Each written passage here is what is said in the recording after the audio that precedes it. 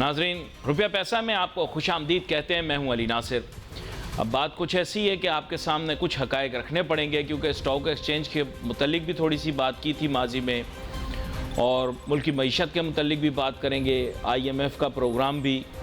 तो शुरू इसी से करते हैं बुनियादी तौर पर कि IMF के जो इक़दामात हैं उनके तो असरात हमें अब दिखाई देंगे कि क्या क्या होना है, क्या क्या होगा और क्या क्या हो रहा है। डॉलर की कदर के अंदर तो आपने देखा कि जुमे को भी इजाफा हुआ, उससे पिछले भी एक दो दिन इजाफा देखने में आया, आज भी आगाज़ के अंदर मार्केट के अंदर डॉलर की कदर में तेज़ी आई। तो ये तो बात वाज़े हो गई कि आप खुद ही समझ जाएं, अब हर चीज़ बोलने की नहीं है, क्योंकि आजकल हालात ऐसे हैं कि ये सोचना पड़ता है कि क्या बोलना है क्या नहीं बोलना है। तो इशारों के अंदर ही मैं बातें बोलता हूँ। दूसरी बात यह है कि स्टॉक एक्सचेंज के मुतालिक गुफ्तगू हो रही थी, तो वाज़े करता चलूँ कि मेरे प्यारे भाइयों, स्टॉक एक्सचेंज के बारे में जो आप इतने ज़्यादा जज्बाती हो रहे हैं, सबसे पहली चीज़ आपको बता दूं कि 2017 के साथ मवाजना करने वाले लोग ये भी याद रखें कि 2017 में पाक रुपी और US डॉलर के दरमियान पैरिटी ये थी कि एक US डॉलर की कदर जो थी वो थी 2017 में तकरीबन 100 रुपये के आसपास, ठीक है, आसपास थी। और अब आपने देखा कि 2023 में यही जो है ये 300 रुपये के आसपास, मैं कह रहा हूँ वैसे 330 पर ओपन मार्केट में और 307 रुपये पर इंटरबैंक में पहुँच चुका था, जहाँ तक मुझे याद पड़ता है। तो जो मेरी अंडरस्टैंडिंग है वो ये है कि रुपए की कदर जो है और डॉलर की कदर के मुकाबले में अगर उसे देखा जाए तो डॉलर रुपए से 3 गुना ज़्यादा महंगा हो गया जितना 2017 में था तकरीबन, ठीक है। अपनी आंखों को खोलो, स्टॉक एक्सचेंज के अंदर रिटर्न कैसे अच्छे हो गए। दूसरी बात, GDP ग्रोथ रेट हमारा क्लोज टू ज़ीरो है, अगर मनफी नहीं है मस्बत भी है तो इतना ज़्यादा नहीं है, बहुत कम है। इसको सामने रखते हुए कंपनियां परफॉर्मेंस कैसे दिखा रही मुझे समझ नहीं आ रहा। लोग बोले कंपनियां ग्रोथ बहुत दिखा रही, ऐसा कैसे हो सकता है? यह मुमकिन ही नहीं है, यह गैर साइंसी गैर मंतकी चीज है। मुल्क की मईशत के अंदर जो शरह नमू है वो इतनी कम ना होने के बराबर, और कंपनियां आप बोल रहे हैं कि बेहतरीन रेट दे रही हैं, बेहतरीन प्रॉफिट दे रही हैं, बेहतरीन ग्रोथ दिखा रही हैं। ये हो नहीं सकता, हो नहीं सकता, हो नहीं सकता, हो नहीं सकता। मैंने वाज़े करके आपको बता दिया, कोई साइंसदान, कोई मईशतदान, कोई इक्तसादी माहिर ये आकर साबित कर दे, मैं मानने को तैयार हूं। तीसरी बहुत सॉलिड बात, इंटरेस्ट रेट 22% के ऊपर पहुंच चुका है। मनी मार्केट को छोड़ दो, जो हकीकत है उस पर बात करो। अंदरूने खाना ये है, इंटरबैंक ये है, मनी मार्केट में ये है। साईं ये बातें हमने नहीं सुननी। हमें ये बताओ कि जो रेट पॉलिसी रेट है वो कितना है। पॉलिसी रेट 22% है, उसमें कोई तब्दीली हमने नहीं देखी, वो बरकरार है अपनी जगह पर। अब आप भले नेशनल सेविंग के रेट कम कर दो, अपनी तरफ से तुर्रम खान बन रहे हैं, अपनी तरफ से आपने जितना तुर्रम खान बनना है आप बन जाओ। आप अगर उल्टी गंगा बहाओगे तो भी काम नहीं चलने वाला। मईशत है, साइंस है, ये एक तरीका कार से चलती है। आपके यहाँ फर्क है, दुनिया के यहाँ फर्क है।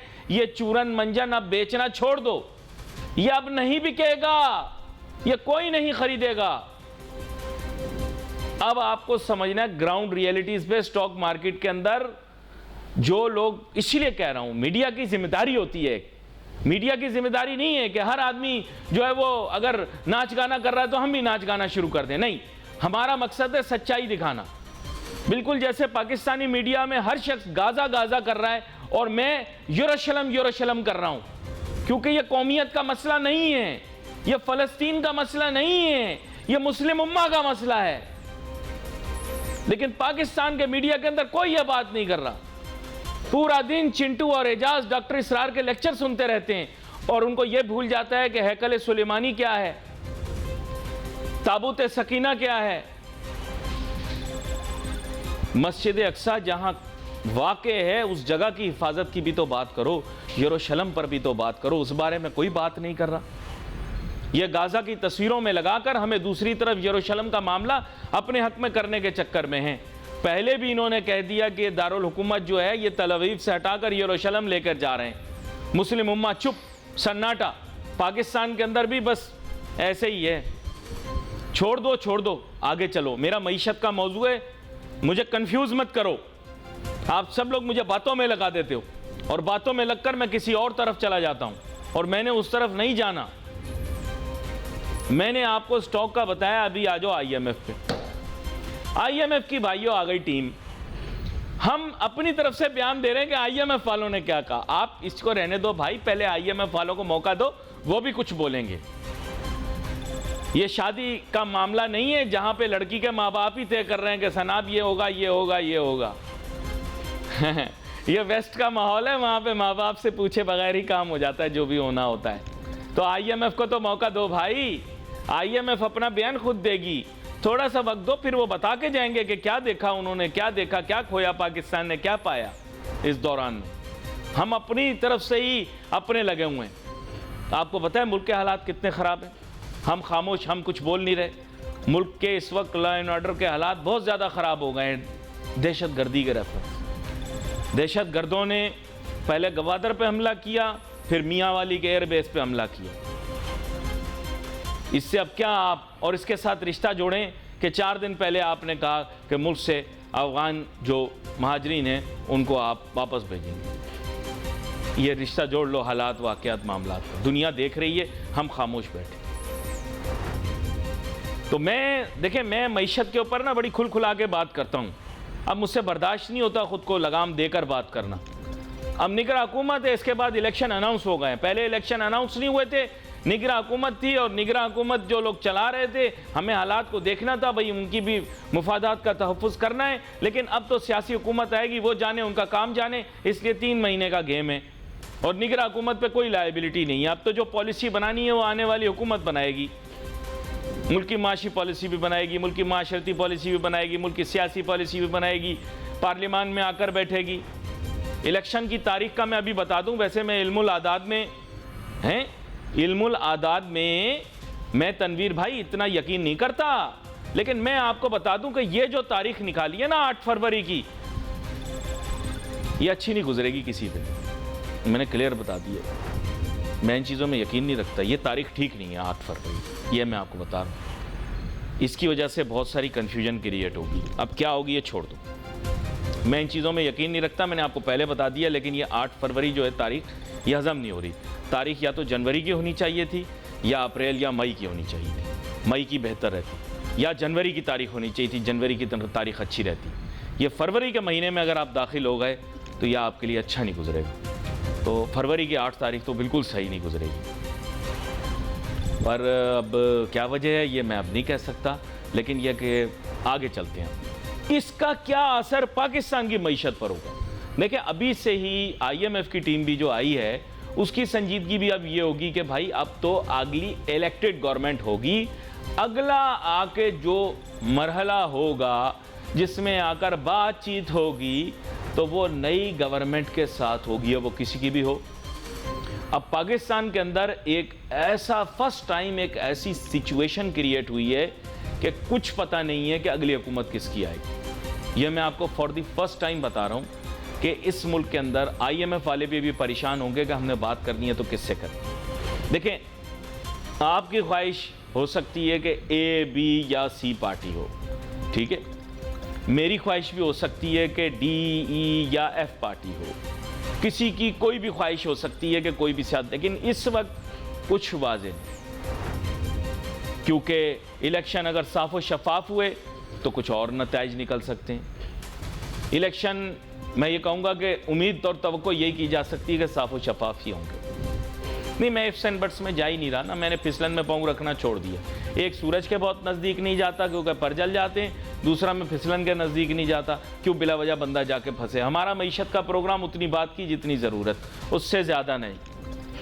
लोग बहुत सारी चीज़ें पूछ रहे हैं, ये भी बता दूँ भाई कि रियल एस्टेट की मार्केट का हो गया है, क्या हुआ है, bye bye, tata, goodbye. बस मैं आपको सही बता रहा हूँ, ये सिचुएशन इतनी ख़राब हो गई, आपकी सोच है। अरब रुपया पाकिस्तान की आवाम का रियल एस्टेट के इस कुएं में जाया हो गया। सर स्टॉक तो कुछ है ही नहीं, मैं आप लोगों को बता रहा हूँ, स्टॉक एक्सचेंज तो कोई चीज़ ही नहीं है।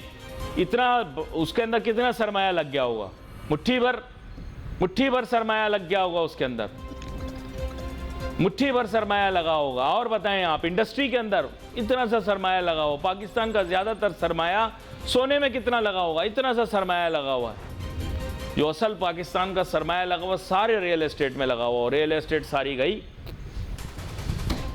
मैं बता रहा हूं आपको, सीन बहुत ज्यादा खराब है। और सिर्फ पीर बाबा का सीन नहीं है, लोग बोल रहे हैं पीर बाबा पीर बाबा, पीर बाबा का सीन नहीं है। पूरे पाकिस्तान के अंदर हाउसिंग सोसाइटियों के ऊपर बेइंतहा, निजी हाउसिंग सोसाइटियों पर बेइंतहा दबाव, और मामलात, हालात, वाकयात किस तरफ जा रहे हैं किसी को कुछ पता नहीं। रोज पर रोज रेट गिर रहे हैं। कंस्ट्रक्शन के भाव कम होने के बावजूद, अब कंस्ट्रक्शन के भाव थोड़े कम हो जाएंगे, लेकिन ज़मीन की कीमतें जो है सस्ती से सस्ती तरीन होती चली जा रही। अब लोग बोल रहे हैं नहीं ऐसा नहीं हो रहा, ब्रोकर कितनी देर रोक लेंगे इसे। मैंने वो एक फिल्म देखी थी, उसमें बाढ़ आती है, सैलाब आता है, तो लोग बंद के इर्द गिर्द खड़े हो जाते हैं, बंद और पुश्तों को अपने हाथ से सहारा देना शुरू करते हैं। ये ब्रोकर वगैरह कितना कर लेंगे, ब्रोकर डीलर कितने यूट्यूब के वीडियो बना लेंगे, कितने व्लॉग बना लेंगे। स्मगलिंग भी बंद कर दी। मनी चेंजर के पास डॉलर ख़रीदने के लिए जाओ तो ऐसा महसूस होता है कि बंदा किसी की बेटी का रिश्ता मांगने के लिए आ गया, इतने सवालों जवाब पूछते हैं, फिर भी डॉलर ऊपर जा रहा है। ये बात तो कुछ समझ नहीं आई। दया पता लगाओ। खैर, यहाँ पर बड़ा ही अहम मामला है जिस पर गुफ्तगू करने की ज़रूरत है। हमारे साथ मौजूद हैं जनाब एहसन मेहनती साहब, मुल्क के मारूफ इक्तसादी माहिर भी हैं, चीज़ों पर बड़ी गहरी निगाह रखे हुए हैं, मईशत के ऊपर इनके साथ बात करते हैं। वेलकम करता हूं सर आपको शो में।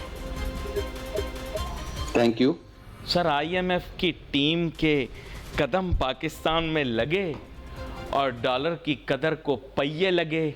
आज डॉलर भी बढ़ गया और मज़ीद बढ़ गया। वैसे तीन दिन से बढ़ ही रहा था, अभी ओपन मार्केट के अंदर बड़ी तेज़ी दिखाई दे रही है। इसके अलावा सर इंटरेस्ट रेट के ऊपर बड़ी लोगों की ख्वाहिशें, तवक्कुआत थी कि किसी तरह ज़बरदस्ती ताजिर सनतकार दबाव डाल के कम करवा लें, वो भी अपनी जगह बरकरार रखना पड़ा। मेरे ख्याल से IMF टीम के दौराने ट्रिप ही कहीं इसको बढ़ाना ना पड़ जाए। मेरा नहीं ख्याल ऐसा होगा, लेकिन फिर भी दबाव बहुत ज़्यादा है। तो मैं आपसे ये जानना चाह रहा था सर कि ये IMF की टीम आई है पाकिस्तान, तो ये जो बातें बता के हमें गए थे फ्री मार्केट इकोनॉमी की, वो तो अब हमें माननी पड़ेंगी। जिद हम नहीं कर सकते, बल्कि इंपोर्ट भी खोलनी पड़ेगी। और शायद जाते जाते वो जो ATT के ऊपर हमने ज़बरदस्ती पाबंदियां लगाई वो भी हटानी पड़ जाएं। क्या कहते हैं आप? जी, आई थिंक कि मसला तो आपको नज़र आ रहा है, और आई थिंक कि उसकी वजह ये है कि हम इस वक्त देख रहे हैं कि जितनी एफर्ट करनी थी गवर्नमेंट ने, वो तो की, स्मगलिंग को कर्ब करने के लिए भी की। फिर साथ में हम देखें तो IMF के साथ डील भी बड़ी अच्छी तरीके से हो रही है इस वक्त।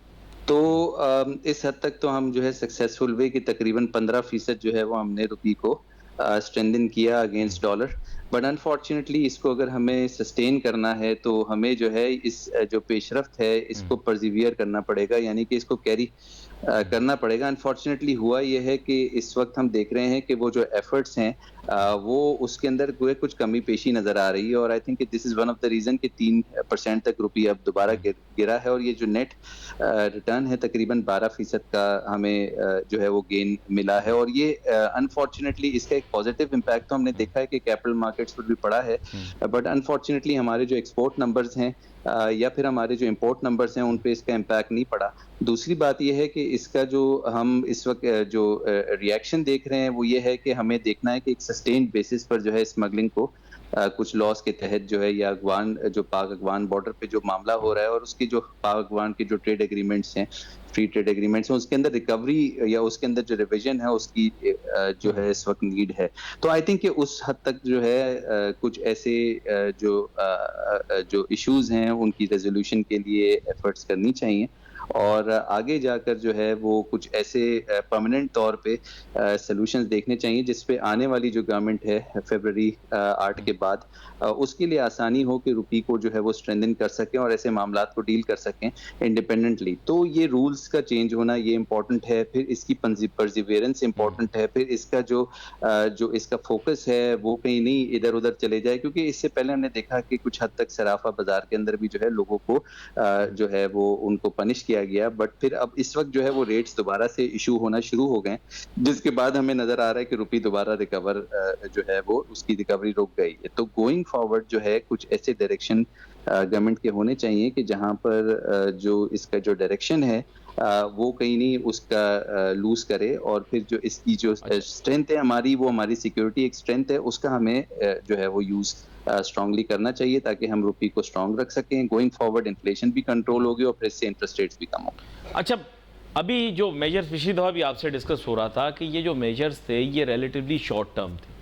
अगर आज कोई भी रिव्यू करेगा बैनुल-अक़वामी इदारा तो वो पाकिस्तान को यही कहेगा कि इंपोर्ट पर आप रिस्ट्रिक्शंस नहीं लगा सकते, क्योंकि आजकल की नई आज़ाद जदीद मईशत और तिजारत यानी WTO रजीम के तहत आप ऐसा अमल कर नहीं सकते। शॉर्ट टर्म में मे बी यू आर बिल्कुल हमें रिस्ट्रिक्शन तो नहीं लगानी चाहिए इंपोर्ट पे, अच्छी बात नहीं, हमारे ताल्लुकात भी ख़राब होते हैं सारी जो जी नहीं, इसकी वजाहत भी आप करें, क्योंकि ये जो बैनुल-अक़वामी आज़ाद जदीद मईशत और तिजारत है इसके अंदर रिस्ट्रिक्शन लगाने की मेरे ख्याल इजाज़त है भी नहीं यहाँ तक लगाने। अच्छा, यहाँ पर जी बिल्कुल, ये इंपोर्ट रिस्ट्रिक्शन नहीं लगनी चाहिए। टैक्सेशन का निज़ाम जो है उसको रेशनलाइज करना चाहिए ताकि इंपोर्ट जो है वो उनको डिस्करेज किया जा सके। तो इसका मतलब ये है कि इंपोर्ट को कर्ब नहीं करें, बट इंपोर्ट को मैसिवली हम टैक्स करें ताकि जो यहाँ पर इंपोर्ट होती है उस पर टैक्सेशन जो गवर्नमेंट के टारगेट्स हैं वो भी पूरे हों, साथ में जो इंपोर्ट यहाँ पर होती हैं उनके नंबर्स जो हैं वो कम हों। अच्छा, मैं एहसन मेहनती साहब आपके साथ गुफ्तगू करने का मुझे इसलिए लुत्फ़ आता है क्योंकि आप जो यू से इट एज इट इज़ और आप क्या कहते हैं, यू कॉल अ स्पेड। अब एक प्रॉब्लम है, मैं देख रहा हूं कि रिटर्न्स के बारे में लोग, स्टॉक एक्सचेंज का सवाल है, रिटर्न्स के बारे में लोग बात कर रहे हैं। देयर इज़ नो डाउट कि रिटर्न्स अच्छे होंगे, रिफ्लेक्टिव होंगे कंपनीज की परफॉर्मेंस के, लेकिन एक प्रॉब्लम है। मैं एक एनालिस्ट से बात कर रहा था बैनुल-अक़वामी सतह के जो पाकिस्तानी नहीं है, तो मफरूज़े के तौर पे आपको बता रहा हूं कि उन्होंने मुझे ये कहा कि it is not possible that stock exchange grows or companies within the stock exchange grow as a collective when the GDP growth rate is so low। उन्होंने कहा ये पॉसिबल ही नहीं है। क्या ये सही बात की उन्होंने कि अगर GDP growth rate, real GDP growth rate ज़्यादा पॉजिटिव ना हो तो कंपनीज भी उतनी ग्रोथ नहीं दिखा सकती?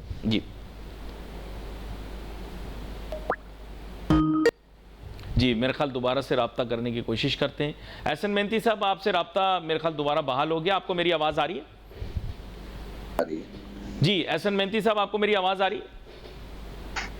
जी बिल्कुल आ रही है मुझे। एहसन मेहनती साहब, मैं जैसे आपको बता रहा था कि GDP ग्रोथ रेट, अगर रियल GDP ग्रोथ रेट जो है वो पाकिस्तान का बहुत कम है, मैं ये तो नहीं कहूँगा नियर टू ज़ीरो है, लेकिन बहुत ही छोटा है, पाल्ट्री है। तो बात ये, कंपनीज जो दिखा रही हैं ग्रोथ और रिजल्ट्स दिखा रही हैं, तो मुझे इंटरनेशनल एनालिस्ट ये कह रहे हैं मफरूज़े की बुनियाद पर कि ये मुमकिन ही नहीं है कि एक मुल्क का GDP ग्रोथ रेट इतना कम हो और उसकी कंपनीज की परफॉर्मेंस एक्स्ट्रा ऑर्डिनरी हो एज अ कलेक्टिव। एक आधी हो सकती है लेकिन सब नहीं हो सकती। क्या कहते हैं आप? जी बिल्कुल, अपेरेंटली यही नज़र आता है कि जो मार्केट्स हैं हमारी उनके अंदर जो कंपनीज हैं, लिस्टेड कंपनीज, वो तो अब डीलिस्ट भी हो रही हैं, क्योंकि ज़ाहिर है ये कॉस्ट काफ़ी ज़्यादा बढ़ गई है और फिर रेगुलेशन बहुत ज़्यादा है, तो डीलिस्ट हो रही है। तो ट्रू रिफ्लेक्शन तो नहीं है इकोनॉमी का ना, क्योंकि ये जो कंपनीज हैं ये तो ग्रोथ, ये कोई अगर हम बैंकिंग सेक्टर देखें तो 25% ग्रोथ है, तो ऑयल सेक्टर देखें तो 20% ग्रोथ है, फर्टिलाइजर देखें तो 15-18% ग्रोथ है। तो आई थिंक ये जो अब सीमेंट के नंबर्स भी अच्छे आ रहे हैं, तो ये ट्रू रिफ्लेक्शन तो इकोनॉमी नहीं है, बिकॉज इकोनॉमी तो 2% पे ग्रो कर रही है, तो ये कंपनीज जो है 15% पे कर रही हैं एवरेज। तो आई थिंक ये जो रिफ्लेक्शन है इसकी ट्रू रिफ्लेक्शन नहीं है। कंपनीज डीलिस्ट हो रही हैं, प्राइवेट कंपनीज का भी डेटा देखना चाहिए, और फिर जो हमारी इकोनॉमी है वो आधी तो डॉक्यूमेंटेड नहीं है, तो वहां पर भी जो है हमें देखना चाहिए ग्रोथ के नंबर्स क्या हैं। तो इस वक्त जो नीड ऑफ द टाइम है ये सिचुएशन को देख के, वो ये है कि हमारी जो डॉक्यूमेंटेशन है उसकी तरफ जो है गवर्नमेंट ने तवज्जो देनी चाहिए कि जो हमारी ग्रे इकोनॉमी है उसके ऊपर जो है वो तवज्जो हो, और ग्रे इकोनॉमी के अंदर जो है वो हमारा सारा जो है वो जो अगर उसको डॉक्यूमेंट करते हैं तो ग्रोथ नंबर्स हमें नजर आ सकते हैं। अच्छा, एक और जो बड़ी अजीब सी चीज़ है वो ये है कि पाकिस्तान के इन्फ्लेशन नंबर्स हाई हैं। आपने अभी एड्रेस किया कि मुस्तकबिल में कम होने की उम्मीद और तवक्को लगाई जा सकती है, लेकिन प्रॉब्लम ये है कि वो नंबर्स इतने ज़्यादा हाई हो चुके हैं कि वो मतलब हमारे रीजन के अंदर वन ऑफ दी हाईएस्ट हैं या परहैप्स दी हाईएस्ट हैं। आपके ख्याल से ऐसा क्यों है? Why is this anomaly here that Pakistan perhaps in the entire region is showing extraordinary inflation? देखिए, अनफॉर्चुनेटली आपने देखी है कि हमारे पास मेजॉरिटी इन्फ्लेशन आ रही है, वो इम्पोर्टेड इन्फ्लेशन आ रही है, और सप्लाई के फैक्टर्स भी इस तरह से हैं कि हमारे पास लास्ट ईयर जो है आपने देखा होगा एग्रीकल्चर के अंदर काफ़ी डेवस्टेशन हुई है फ्लडिंग के बाद। तो इसकी 2 वजूहात हैं। पहली वजूहात तो इसकी ये है कि रुपये हमने देखा 30% तक गिर गया 2 साल के अंदर। दूसरा ये है कि इंटरनली हमारे पास ये फ्लडिंग की वजह से जो है वो इन्फ्लेशन नंबर्स हमारे बढ़ गए। तो ये 2 वजूहात की वजह से कंपैरेटिवली हमारे जो रीजनल पार्टनर्स हैं, फिर उसके बाद हम पकड़-दकड़ नहीं है, यहाँ पर इतनी ज़्यादा स्मगलिंग हो रही है, लोकल जो हमारा प्रोडक्शन है वो स्मगल हो जाता है, फर्टिलाइज़र भी स्मगल हो जाता है और फिर शुगर भी स्मगल हो जाती है। तो ये सारी चीज़ें जो है इन्फ्लेशन को कॉज़ करते हैं कि हमारे यहाँ जो है वो लॉ की इन्फोर्समेंट नहीं है, जिसकी वजह से हमें इन्फ्लेशन नज़र आ रहा है अगर हम कंपेयर करें हमारे रीजनल पीयर्स से तो। अच्छा, यहाँ पर एक चीज़ मैं आपसे पूछना चाहूँगा, इसका ताल्लुक भी थोड़ा स्टॉक एक्सचेंज से है। लोगों ने ऐसा महसूस किया था कि जो आईटी सेक्टर या टेक्नोलॉजी सेक्टर है, डिस्पाइट द फैक्ट कि उसकी वेटेज बहुत कम है मार्केट के अंदर, उसमें हमें ग्रोथ बहुत ज़्यादा दिखाई देगी, लेकिन वो ग्रोथ फिनोमिनल नहीं रही, ख़ास तौर पे with reference to the stock exchange. किसी एक शेयर का नाम नहीं लेता, फिर लोग यहाँ नाराज़ हो जाते हैं। बाकी समझ तो आप गए होंगे, क्या वजह? हाँ, मुझे आधे घंटे के बाद फ़ोन करना। जी, आई थिंक ये जो इस सेक्टर की जो ग्रोथ है उसके लिए इम्पोर्टेंट ये है कि हमारी जो इंटरनेशनल जो हमारी जो प्रेजेंस है वो बढ़ जाए, हमारे जो रूल्स हैं SIFC के अंदर हम लेकर आ रहे थे आईटी सेक्टर को, वो हम लेकर आ जाएं। तो आई थिंक ये हमें एक डायरेक्शन देगा कि जो पैसा जो पाकिस्तान में आ सकता है इस सेक्टर के अंदर, जो इनकम होती है वो आए, यहाँ से जा सके, हम नए लोगों को एम्प्लॉय कर सकें पाकिस्तान में भी। और इस वक्त हम देख रहे हैं कि दुबई के अंदर बहुत ज़्यादा जो है जो हमारी कंपनीज IT कंपनीज वो खुल रही हैं क्योंकि वो फ्री फ्लो ऑफ फंड्स है। तो हमारा इशू सबसे बड़ा इस सेक्टर के अंदर आ रहा है कि फ्री फ्लो ऑफ फंड जो है वो अवेलेबल नहीं है। अपेरेंटली नज़र ये आता है कि गवर्नमेंट जो है काफ़ी ज़्यादा सीरियस है SIFC को लेके, और इसकी रेजोल्यूशन जो है वो हमें सामने नज़र आएगी वक्त के साथ। अच्छा, एक चीज़ मैंने आपसे पूछनी थी, अगले दिन की ही बात है। मैं क्लास में क्योंकि इल्म व तदरीस के मौजू से वाबस्ता हूँ तो पढ़ाता रहता हूँ, तो मैं ये डिस्कस कर रहा था कि implications of corporate income tax और वो कारोबार पर किस तरह से असरअंदाज होती है। तो हमारा कॉर्पोरेट इनकम टैक्स भी बहुत ज़्यादा हाई है। कैपिटल मार्केट के अंदर में भी इंडस्ट्रीज़ इंडिविजुअली बहुत इंजॉय कर लेती हैं इसकी वजह से, लेकिन एक जो हमारी कैपिटल मार्केट है उस पर बहुत ज़्यादा इसका इम्पैक्ट आता है, क्योंकि डबल टैक्सेशन की वजह से पहले अर्निंग कम हो जाती है, फिर इनकम टैक्स कट जाता है, तो मज़ा नहीं आ रहा। क्या कहते हैं आप? मेरे ख्याल दोबारा से हम रब्ता करने की कोशिश करते हैं एहसन मेहनती साहब के साथ।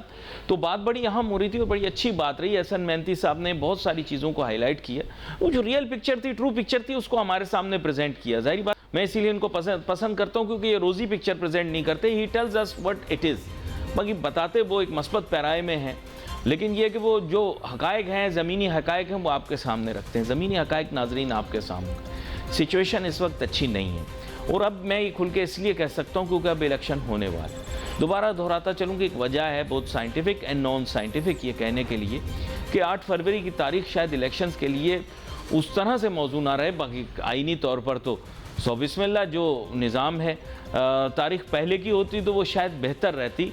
वैसे मैं तारों सितारों और फिर दोबारा से बता रहा हूँ कि इल्मुल आदात पे बिल्कुल यकीन नहीं रखता, लेकिन कुछ सिलसिला ऐसा बनेगा कि कुछ सियासतदानों के लिए तारीखें अच्छी नहीं रहेंगी।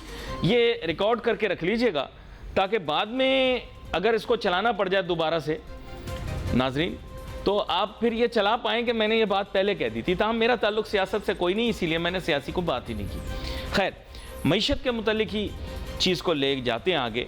बात ये कि ये जितने हमने मेजर्स अनाउंस किए हैं in order to fix the economy, ये बहुत लॉन्ग टर्म है। जो इकॉनमी को फिक्स चाहिए वो चाहिए मीडियम टर्म। हाँ, मीडियम टर्म फिक्स चाहिए इकॉनमी को। शॉर्ट टर्म फिक्सेस हमारे सामने हैं, वो हमने करके देख लिए। वो काम अब देखें, ये तगो दो आज की नहीं है। ये तगो दो IMF के प्रोग्राम में वापस आने के लिए पहले, उससे पहले FATF में वाइट लिस्ट में आने के लिए। ये तगो-दो काफ़ी अरसे से चल रही है। छोटे छोटे स्लिप शॉर्ट टर्म मेजर्स करते करते हम छोटे छोटे माइलस्टोन्स को अचीव कर रहे हैं, लेकिन हम ये भूल रहे हैं कि देखें आजकल के दौर में लॉन्ग टर्म का तो किसी को पता नहीं, कल क्या हो जाए कुछ पता नहीं। किसको पता था 2 साल दुनिया बंद रहेगी, 2 साल दुनिया बंद रही, और किसने सोचा था कि हम सब भूल भाल जाएंगे कि 2 साल दुनिया बंद रही और हम आज भूल भाल गए। पिछले साल ही दुनिया खुली है पूरे तरीके से। 21 में वैक्सीन आई थी, आपको याद होगा।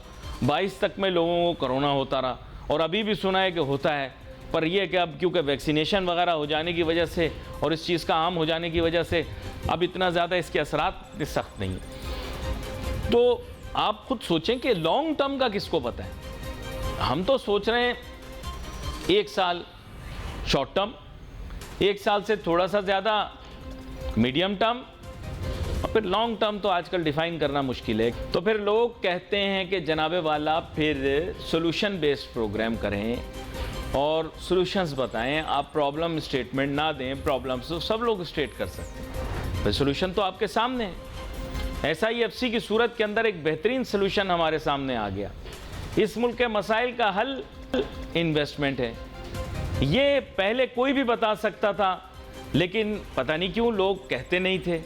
लेकिन ये मैं सलाम पेश करूंगा जनरल आसिम मुनीर साहब को कि उनके सामने जब यही चीज़ पेश की गई तो इन्होंने उसको फिलफोर जो है वो एक सिस्टम और फ्रेमवर्क में दाखिल कर दिया।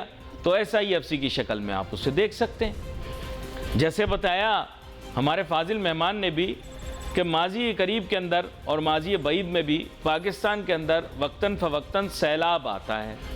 सैलाब आने की वजह से बहुत सारे नुकसानात हो जाते हैं और फसल को भी कभी कभार नुकसान पहुंचता है। लेकिन सैलाब के आगे आने वाले सालों में फसल अच्छी होती है और ज़मीन में भी, जिसे आप कहें कि जो ज़मीन भी है ज़रख़ेज़ ज़्यादा हो जाती है। तो अब यहाँ पर सिचुएशन जो है वो चेंज हो गई। तो ये सोल्यूशन भी सबको पता है, एग्रीकल्चरल रेवोल्यूशन लाया जाए। ये सब अभी जो मॉडर्न सोल्यूशन आपके सामने मौजूद है, लेकिन अब उसके लिए करना बहुत कुछ है, बहुत लंबा सफ़र है। अगर हमने अपने मुल्क के अंदर एग्रीकल्चरल रेवोल्यूशन लाना है, कोऑपरेटिव फार्मिंग करनी पड़ेगी, मॉडर्न फार्मिंग करनी पड़ेगी। ये जो मशीनें स्क्रीन पर आपको दिखाई दे रही हैं, ऐसी मशीनें, कंबाइन, ट्रैक्टर, इस तरह की चीज़ें लानी पड़ेंगी, जिसकी वजह से शायद चीन, अमेरिका, ऑस्ट्रेलिया और दीगर यूरोपियाई ममालिक जो हैं बड़ी तेज़ी से अपनी पैदावार को बढ़ा देते हैं। बीज बेहतर लाना पड़ेगा, ये मैं आपको वैसे बता रहा हूँ। बीज बेहतर लाना पड़ेगा, पानी का बेहतर इस्तेमाल करना पड़ेगा। बड़ा कम्प्रिहेंसिव प्लान और प्रोग्राम होगा जिसको एग्जीक्यूट करना शायद SIFC से भी ज़्यादा मुश्किल हो, क्योंकि SIFC को एग्जीक्यूट करना आसान होगा, उस पर काम करना आसान होगा, लेकिन एग्रीकल्चरल रेवोल्यूशन लाना इस मुल्क के अंदर बड़ा मुश्किल काम होगा कि आपने फिर जाकर किसान को गाँव-गाँव जाकर उसको तालीम देनी है, एजुकेट करना है। पाकिस्तान के अंदर जहाँ जहाँ कल्टीवेटेबल लैंड है उसको जाकर उसकी क्वालिटी को चेक करना है। देखो यार, आप लोगों ने कभी खेती की नहीं, और हमारी सारी बचपन के दिन जो हैं गुजरे ही ऐसे इलाकों में जहाँ पे खेती होती है, ठीक है, जहाँ पे लोग ये क्या कहते हैं, ज़राअत के शोबे से वाबस्ता होते हैं, और तरह तरह की जगहों पे रहा जहाँ ज़राअत के मुख्तलिफ ज़ावियों से उनका मुताला करने को मिला। कहीं यह है कि फलों का, दरख्तों का ये अलहदा एक शोबा है, हॉर्टिकल्चर। यह मेरे शहर सरगोधा के अंदर अगर आप जाएंगे तो वहाँ पर किन्नू यानी मैंड्रिन की one of the largest productions in the world होती है, और ऑर्गेनिक की प्रोडक्शन भी की जा सकती है और बड़े पैमाने पर की जा सकती है। तो मैं सिर्फ आपको मिसाल दे रहा हूँ कि एग्रीकल्चर कितना वसी है, कितना ब्रॉड है। सियालकोट चले जाइए, वहाँ पर फ़र्क है। हमारे गुजरांवाला गुजरात में आ जाइए, यहाँ पर फ़र्क है। लाहौर शहर, क्योंकि मैं रहा बहुत लाहौर शहर में, उसके गिरदोनवा में चले जाइए तो फ़र्क है। टोबा टेक सिंह चले जाइए तो फ़र्क है। मंडी बहाउद्दीन चले जाइए तो फ़र्क है। साउथ पंजाब में आ जाइए तो हमारे यहाँ खानेवाल में फ़र्क है, मुल्तान में फ़र्क है, भालपुर में फ़र्क है, रहीम यार खान में फ़र्क है। तो ये सब चीज़ें आपको समझनी पड़ेंगी। ये बहुत बड़ा एरिया है, लेकिन मैंने तो सिर्फ आपसे पंजाब का जिक्र किया। यहाँ पर सूबा सिंध है, सूबा सिंध का रकबा भी काफ़ी वसी है। यहाँ पर भी तरह तरह के शोबों में आप देखेंगे कि काम किया जा सकता है। ये ज़राअत के जो शोबे, कितना काम किया जा सकता है आप सोच भी नहीं सकते, तसव्वुर भी नहीं कर सकते। चाहे वो हॉर्टिकल्चर हो, फ्लोरिकल्चर हो, एग्रीकल्चर हो, एनिमल हस्बेंड्री हो, आप फिशरीज़ हो, आप नाम लेते चले जाइए, इतना बड़ा रकबा है। सेल्फ सस्टेनिंग एग्रीकल्चरल मॉडल के ऊपर हमें जाना पड़ेगा। यहाँ पर पानी मुयस्सर होना, दरिया के कितने नज़दीक होना, नहरी निज़ाम का कितना मुयस्सर होना, तमाम चीज़ों को देखना पड़ेगा। अंग्रेज़ बहादुर को ये काम करने में 100 साल लगा, फिर उसके बाद वो हमें आज़ादी देकर यहाँ से चला गया। तब तक उसने इतनी ज़्यादा प्रोडक्शन कर ली थी कि अपने मुल्क को भी उसने अपने पाँव पे खड़ा कर लिया। और बहुत सारे ममालिक इसी खित्ते यानी पंजाब के खित्ते से सिंध में तो तब ज़राअत इतनी नहीं थी, लेकिन सिंध के भी कुछ इलाकों के ज़रिए, बलूचिस्तान के चंद इलाकों के ज़रिए, खैबर पख्तूनख्वा के बहुत से इलाकों के ज़रिए इतना ज़्यादा प्रोड्यूस कर लिया, एग्रीकल्चरल प्रोड्यूस को यूज़ किया अपनी डेवलपमेंट के लिए और पूरी खित्ते की डेवलपमेंट के लिए। और पंजाब का एक हिस्सा ज़ाहिर बात है हिंदुस्तान में भी लगता है, वहाँ पर भी, लेकिन अब तो वहाँ पर उन्होंने उस पर बहुत वर्किंग की है। हमारे यहाँ एक डैम बनाना बहुत मुश्किल बन गया, एक डैम हम नहीं बना पा रहे। एक वो डैम था, उसको बनाने के लिए 10-10 रुपये चंदा किया। 10-10 रुपये चंदा करके डैम कौन सा बन सकता है ये मुझे समझा दो। 10-10 रुपये चंदा करके तो मस्जिद का नलका लगाना मुश्किल होता है। लेकिन मैं अपनी कौम को सलाम करता हूँ कि नई नई चीज़ें लेकर आते हैं। 10-10 रुपये चंदा करके बोल रहे थे कि डैम बनाएंगे। बाद में पूछा गया तो बोला ये अलामती था। कोई पूछने वाला नहीं, कोई सवाल करने वाला नहीं, कोई पूछने वाला नहीं, कोई सवाल करने वाला नहीं, कोई ये कहने वाला नहीं कि साहब ये क्या हो रहा था। 10-10 रुपये चंदा करके हमने क्या अहमियत का इजहार किया कि डैम की हमारे लिए अहमियत कितनी है। 10-10 रुपये चंदा करके फिर मैं सोचता हूँ, फिर मेरी नज़रें जो हैं वो नीचे हो जाती हैं। मैं कहता हूँ क्या अब इस मुतालिक बात। चलिए इस चैप्टर को आगे लेकर चलते हैं। यहाँ पर सिर्फ एग्रीकल्चरल रेवोल्यूशन लाने के लिए कितना काम करना पड़ेगा ये आपकी सोच से ज़्यादा है। एग्रीकल्चर से ज़्यादा अहम आपाशी का यानी इरिगेशन का निज़ाम है, जो गोरा बहादुर ने ऐसा बनाया कि दुनिया आज तक जो है उसको देखकर खुश होती है। यह नहरी निज़ाम हमारा बनाया हुआ नहीं है, ये नहरी निज़ाम अंग्रेज़ों ने काफ़ी अरसे में डिज़ाइन किया।